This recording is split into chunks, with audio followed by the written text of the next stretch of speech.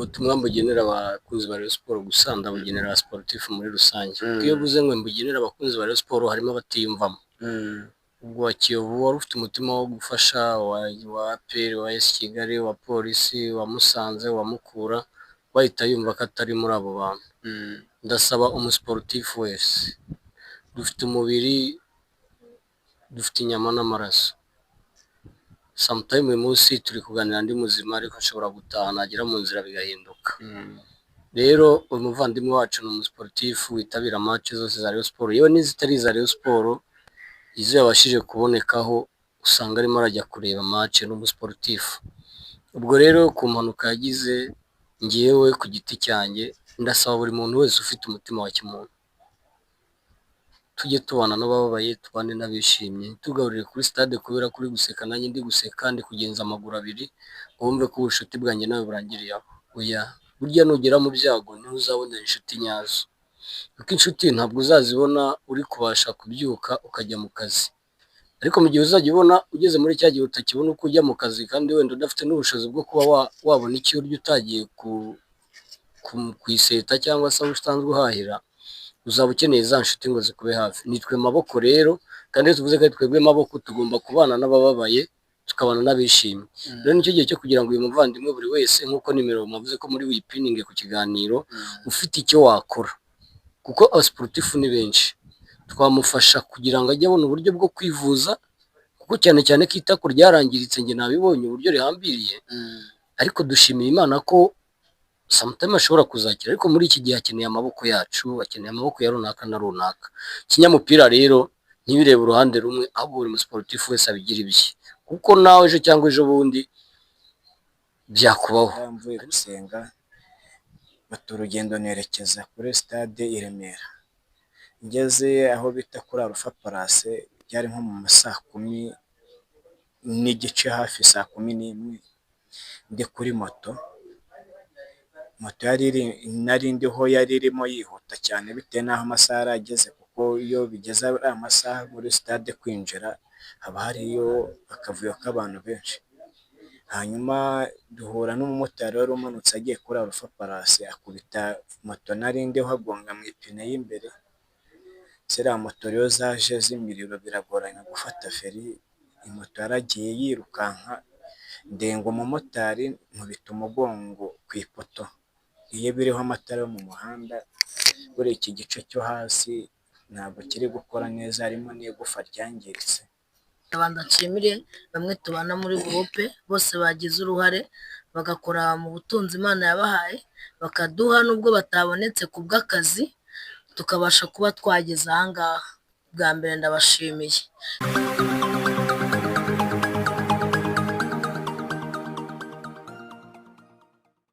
Bakunzi ba Zifu Media TV ndetse na Zifu Sport, nk'uko mubibona turi kumwe n'abayobozi bahagarariye ni groupe ya WhatsApp.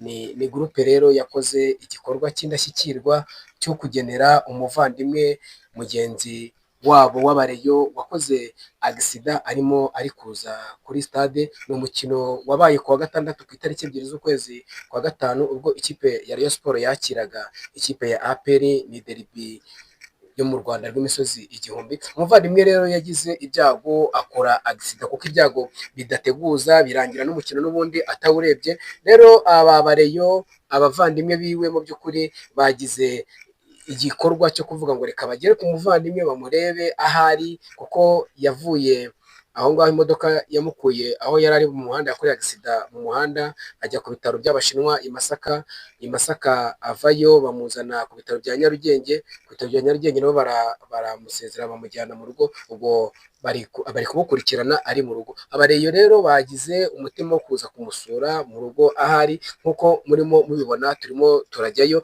Reka rero nka Zifu Media cyangwa se na Zifu Sport, mu by'ukuri twagize natwe ishyaka ryo kuvuga ngo reka duherekeze aba bareyo, aba bavandimwe bagiye gusura umureyo mugenzi wabo. Rero twaganiriye na bamwe, yaba abagiye gusura uyu muvandimwe ndetse n'umurwayi nyirizina muri rusange, nawe yatuganirije atubwira uko yiyumva n'uko yakiriye iki gikorwa. Murakoze cyane. Nk'uko bivuze, nitwa Mushimiyimana François.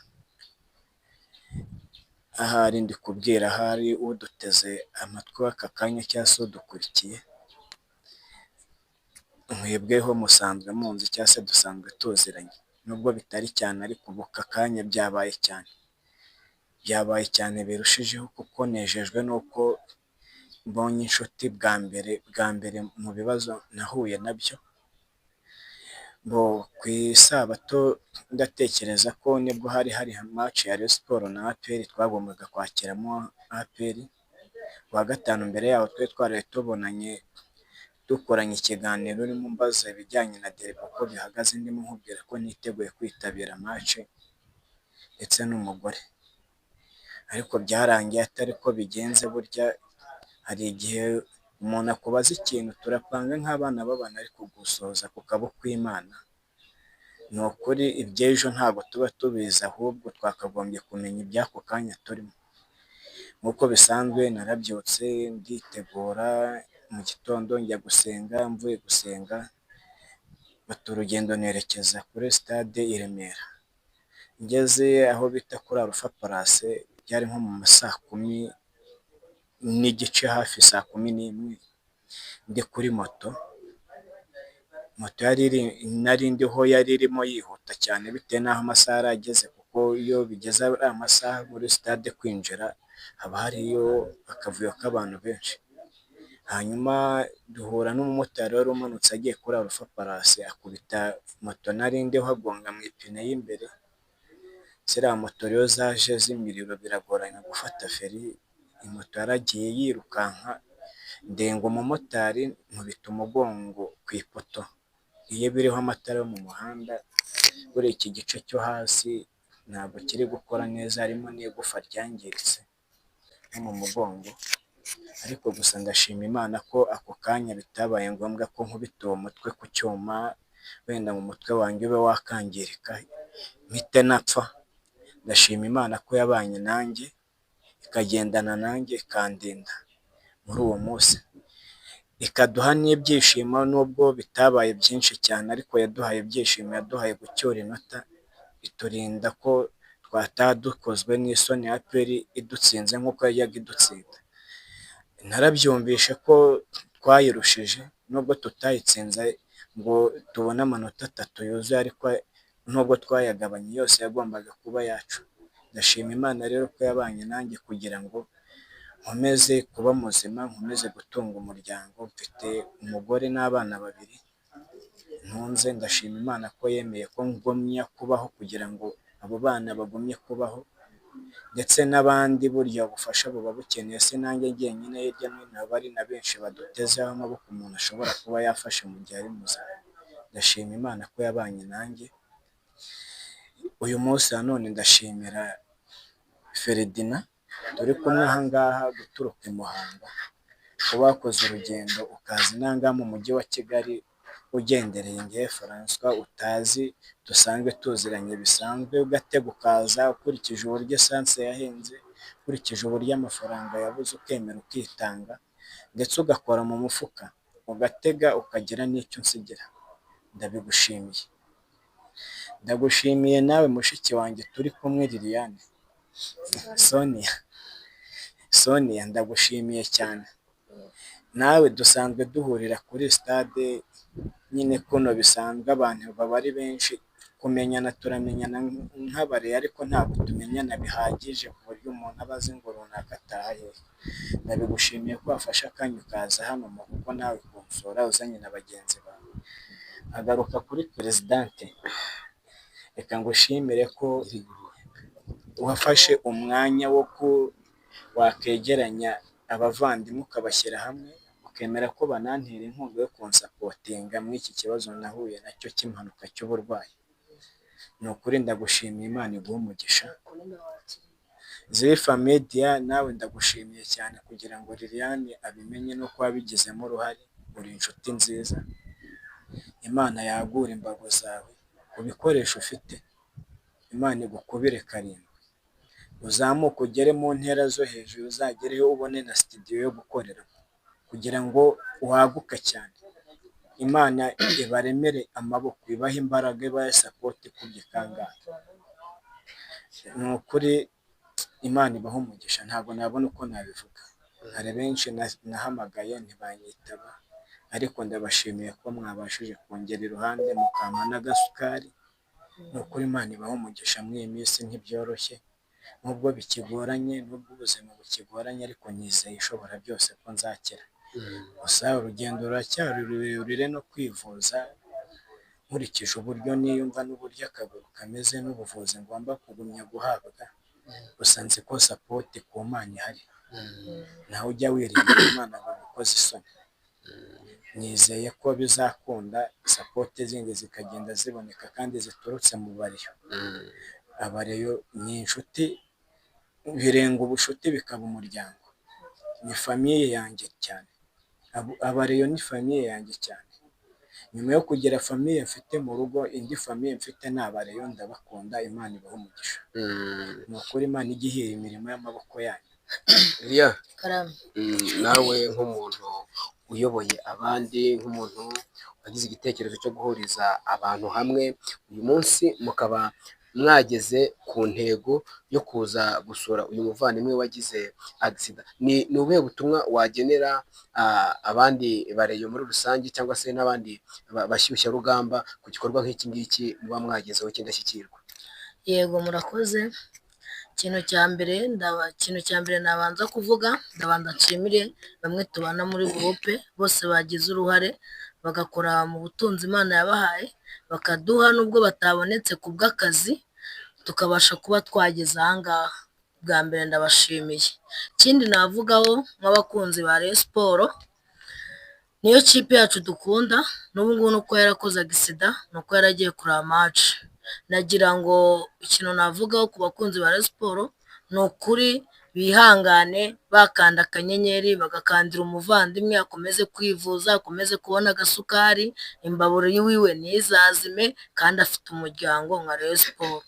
Ni ukuri ndararikira buri umwe wese, yaba abayobozi ba fan club, baba abayobozi b'amagurupe, yaba n'abandi bayobozi bose ba Rayon Sports, ni ukuri nabasabaga bose, turabizi ko bafite urukundo, bafite ubumuntu, kuko twese iyo twahuye nka Rayon Sports tuba twabaye umuryango.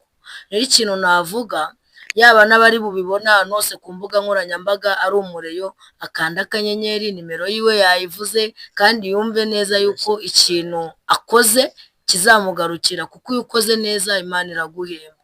Murakoze. Murakoze, ndishimye cyane kuba tubashije kumugeraho.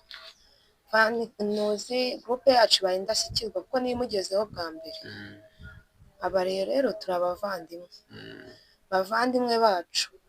Ufashe mugenzi wacu abashe kubona isukari, abashe kubona ukuntu ajya kwa muganga, kuko aracyajyayo kwivuza ntarakira. Nk'uko turi abavandimwe, ubuvandimwe bwacu bukomeze, tunafashanya.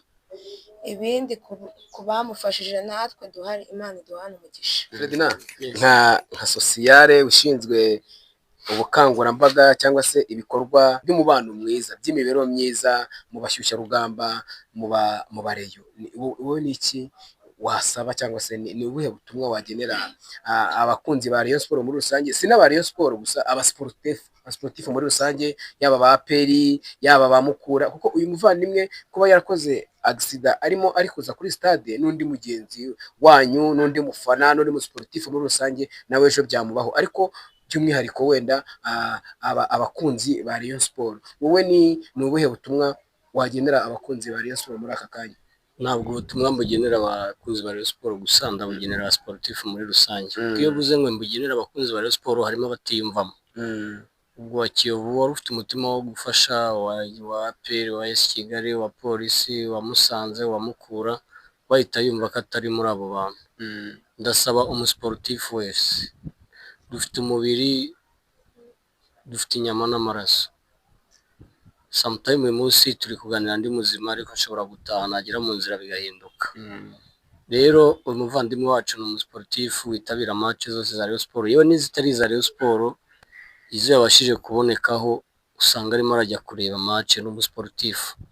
Ubwo rero ku mpanuka yagize, ngewe ku giti cyanjye ndasaba buri muntu wese ufite umutima wa kimuntu, tujye tubana n'abababaye tubane n'abishimye, tugaburire kuri stade kubera kuri guseka nanjye ndi guseka, ndi kugenza amaguru abiri, wumve ko ubucuti bwanjye nawe burangiriye aho.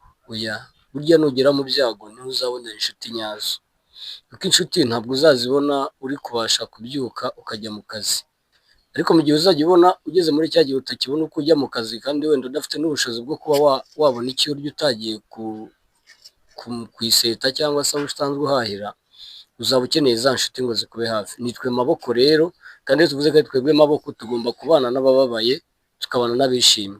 Rero nicyo gihe cyo kugira ngo uyu muvandimwe buri wese, nk'uko nimero mwavuze ko muri wipininge ku kiganiro, ufite icyo wakora, kuko abasiporutifu ni benshi, twamufasha kugira ngo ajye abona uburyo bwo kwivuza, kuko cyane cyane ko itako ryarangiritse, njye nabibonye uburyo rihambiriye, ariko dushimiye Imana ko sometimes ashobora kuzakira, ariko muri iki gihe akeneye amaboko yacu, akeneye amaboko ya runaka na runaka. Ikinyamupira rero ntibirebe uruhande rumwe, ahubwo buri musiporutifu wese abigira ibye, kuko nawe ejo cyangwa ejo bundi byakubaho. Ari no mpamvu ugomba kuvuga ngo ndi sosiyete y'abashyushyarugamba Rayon Sports, akaba atabarizwa muri fan club y'abashyushyarugamba, ariko ni umusiporutifu mugenzi wacu, ni umurebe mugenzi wacu, tugomba kumusura tukamuba hafi, byanyura muri groupe y'abashyushyarugamba, byanyura no ku yandi magurupe, n'abayobozi babyumve ko ibyo yazize ni ishyaka rya ikipe. Twebwe tugomba gukora fundraising, umuvandimwe wacu ntagire ikibazo, haba kwivuza, haba ikijyanye n'imbabura ntizime, cyangwa ngo abure icyayi cyo kunywa, cyangwa ngo anywe icyayi kitagira umugati. Oya, tumube hafi, tumusapotinge, kuko narababwiye ngo agafuni kabagara ubumwe ni akarenge. Nutabasha kumugeraho ari mu byago gutya, muzahurira mu muhanda arimo agenda umubeshye ngo uramukunda, cyangwa uze kumubwira ngo waramusengeye. Oya, ntabwo gusenga buri wese yasenga, ariko nanone burya n'Imana iyo ugiye kuyisaba ugira icyo uheraho. Rero dufatanye ku muvandimwe, kuko nafashe umwanya muvandimwe mvuye i Muhanga, abandi bakigomwa imirimo yabo, tukavuga duti tumusure, tumusapotinge, tumwereke ko atari wenyine. N'undi wese ufite icyo gitekerezo aze kwifashisha iyo nimero, ariko akeneye abantu muri iyi minsi kurenza uko yakenera kumva Rayon Sports iri muri ibi gutya na gutya. Nicyo gihe cyo kugira ngo tumwereke ko icyo yazize twagihaye agaciro. Ndumva ari uko njye mbyumva nka Ferdinand, murakoze. Njyewe rero mwari kumwe kuri Zifu Media cyangwa se na Zifu Sport, ni umuhungu wanyu, umwana wanyu, intumwa yanyu Sezibera Isayi. Reka rero mbashimire namwe mufite umutima wo gufasha uyu muvandimwe, muzi ko bucya bucyana yandi, uyu munsi uba umeze neza, ejo ukaba utameze neza, nawe wagira icyo ukora, kuko nawe ntuzi ko ejo bizaba bimeze.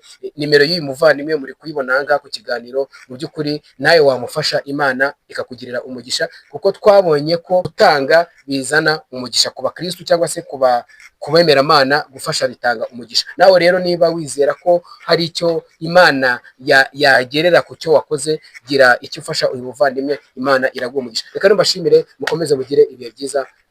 Ciao ciao.